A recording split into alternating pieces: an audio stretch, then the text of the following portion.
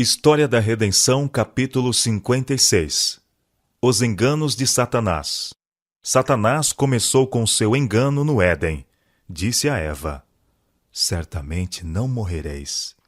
Esta foi a primeira lição de Satanás sobre a imortalidade da alma, e ele tem prosseguido com esse engano desde aquele tempo até o presente, e o conservará até que termine o cativeiro dos filhos de Deus. Foram-me indicados Adão e Eva no Éden. Participaram da árvore proibida, e então a espada inflamada foi colocada em redor da árvore da vida, e eles foram expulsos do jardim, para que não participassem da árvore da vida e fossem pecadores imortais. O fruto desta árvore deveria perpetuar a imortalidade. Ouvi um anjo perguntar: quem da família de Adão passou pela espada inflamada e participou da árvore da vida? Ouvi outro anjo responder: nenhum da família de Adão passou por aquela espada inflamada e participou da árvore. Portanto, não há pecador imortal. A alma que pecar morrerá morte eterna. Morte esta de que não haverá esperança de ressurreição, e então se aplacará a ira de Deus. Foi-me coisa surpreendente a ver Satanás tão bem conseguido fazer os homens crerem que as palavras de Deus, a alma que pecar, essa morrerá, em Ezequiel capítulo 18, verso 4, significasse que a alma que pecar não morrerá, mas viverá eternamente em estado miserável. Disse o anjo: vida é vida, quer seja em dores, quer em felicidade. A morte é sem dor, sem alegria, sem ódio. Satanás disse a seus anjos que fizessem um esforço especial para espalhar a mentira, a princípio proferida a Eva no Éden: certamente não morrereis. E sendo o erro recebido pelo povo, e sendo esse levado a crer que o homem é imortal, Satanás induziu-os a crer que o pecador viverá em eterno estado de miséria. Achava-se preparado o caminho para Satanás agir por intermédio de seus representantes e apresentar a Deus perante o povo como um tirano vingativo, como alguém que mergulhe no inferno todos os que não lhe agradem, e os faça para sempre sentir sua ira. E enquanto sofrem indizível aflição e se contorcem nas chamas eternas, ele é representado a olhar sobre eles com satisfação.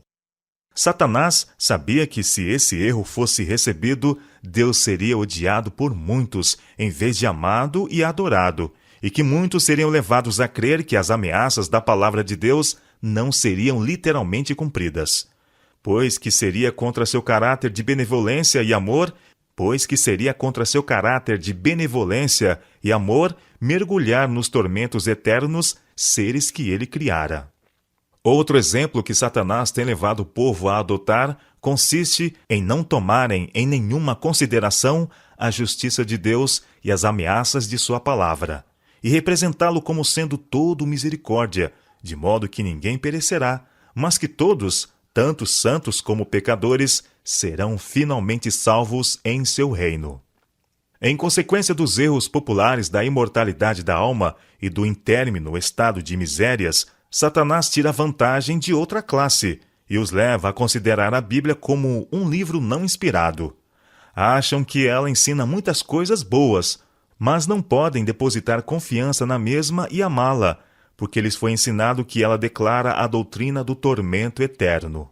Uma outra classe Satanás ainda leva mais longe, mesmo a negar a existência de Deus.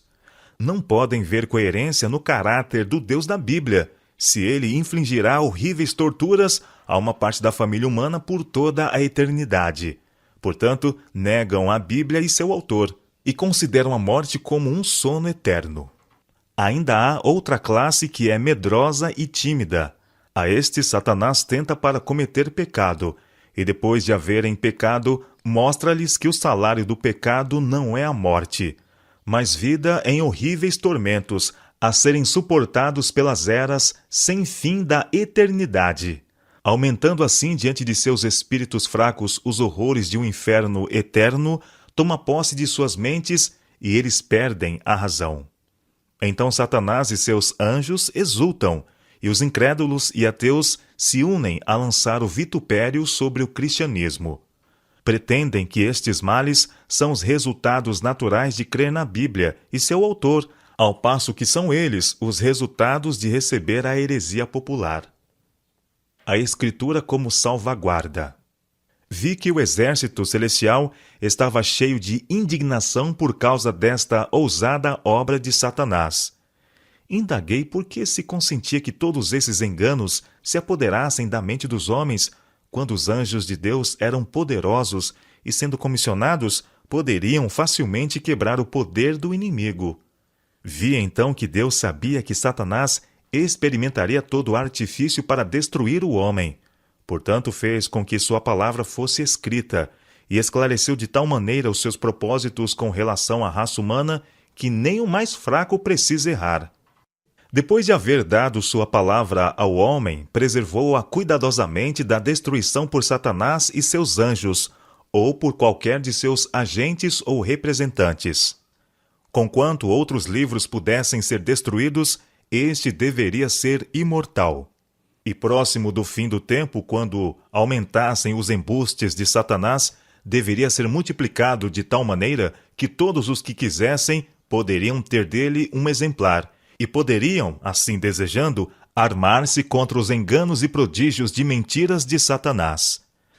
Vi que Deus havia de uma maneira especial guardado a Bíblia, ainda quando da mesma existiam poucos exemplares, e homens doutos, em alguns casos, mudaram as palavras, achando que a estavam tornando mais compreensível, quando na realidade estavam mistificando aquilo que era claro, fazendo-a apoiar suas estabelecidas opiniões que eram determinadas pela tradição. Vi, porém, que a palavra de Deus como um todo é uma cadeia perfeita, prendendo-se uma parte à outra e explicando-se mutuamente. Os verdadeiros inquiridores da verdade não devem errar, pois não somente é a palavra de Deus clara e simples ao explanar o caminho da vida, mas o Espírito Santo é dado como guia na compreensão do caminho da vida ali revelado. Vi que os anjos de Deus nunca devem governar a vontade. Deus põe diante do homem a vida e a morte. Este pode fazer a sua escolha. Muitos desejam a vida, mas ainda continuam a andar no caminho largo. Preferem rebelar-se contra o governo de Deus, apesar de sua grande misericórdia e compaixão ao dar seu Filho para morrer por eles. Aqueles que não optam pela aceitação da verdade comprada por tão alto preço deverão ser castigados. Vi, porém, que Deus os não encerraria no inferno para suportar a intermina desgraça, tampouco os levaria para o céu, pois colocá-los na companhia dos que são puros e santos fá-los-ia extraordinariamente infelizes. Ele, porém, os destruirá completamente e fará com que sejam como se não tivessem existido. Então sua justiça será satisfeita. Ele formou o homem do pó da terra, e os desobedientes e profanos serão consumidos pelo fogo e voltarão de novo ao pó.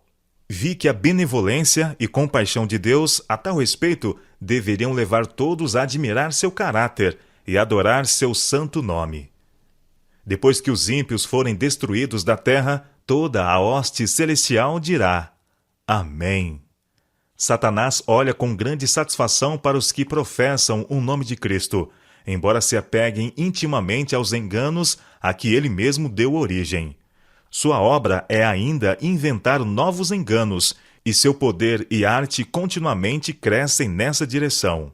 Ele levou seus representantes, os papas e os sacerdotes, a se exaltarem a si mesmos e a instigar o povo a perseguir duramente e destruir os que não estavam dispostos a aceitar os seus enganos. Oh, os sofrimentos e as agonias que os preciosos seguidores de Cristo foram levados a suportar! Anjos guardaram fiel registro de tudo. Satanás e seus anjos maus exultantemente disseram aos anjos que ministravam a esses santos sofredores que eles deviam ser todos mortos, a fim de que não fosse deixado na terra um só cristão fiel. Vi que a Igreja de Deus estava então pura. Não havia perigo de para ela entrarem homens de coração corrupto, pois os verdadeiros cristãos que ousaram declarar sua fé estavam em perigo de suplício no cavalete, na fogueira e em toda espécie de tortura que Satanás e seus anjos maus seriam capazes de inventar ou inspirar à mente dos homens.